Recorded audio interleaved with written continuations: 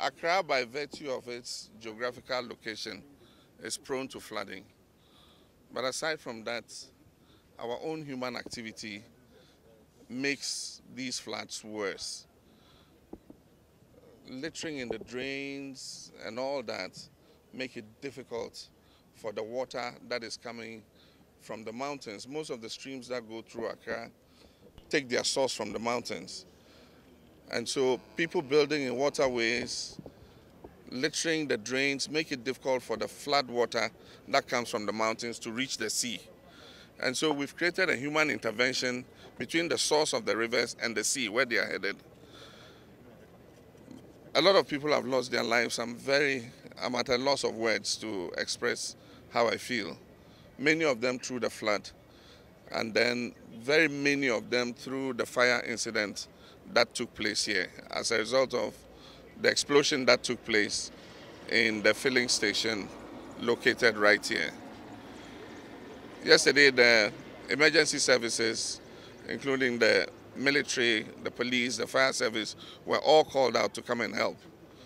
They managed to rescue quite a large number of people, but unfortunately, a large number of people lost their lives.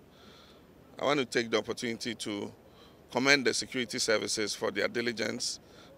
Throughout yesterday night, many of them have not had any sleep.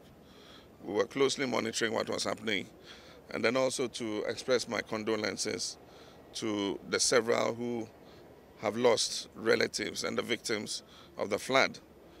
We'll have to take some measures to be able to avoid this happening in the future. And often when these measures are drastic, you have a lot of sympathy and pressure not to take those measures. But I think that the time has come, for us to remove houses out of waterways. And the public should understand that it is necessary to save everybody else. I mean, this loss of life is catastrophic, almost unprecedented. And so we'll leave the city authorities and the emergency services to continue to do their work. But we must sit and strategize to make sure that this doesn't happen again. We shouldn't continue to be like the vulture who says he would roof his house when the rain stops. Year in, year out, this continues to happen. And until we attack it scientifically and strategically, we'll continue to have these problems. My heart goes out to everybody who has lost a relative. And let me commend the security services once again and ask them to continue to assist the public. I think that is going to be very difficult for business to be normal over the course of the day, and we will understand. If people are not able to come to work, we will understand what has happened.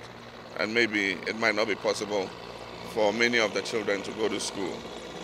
But we'll do the cleanup and bring life to normal as quickly as possible.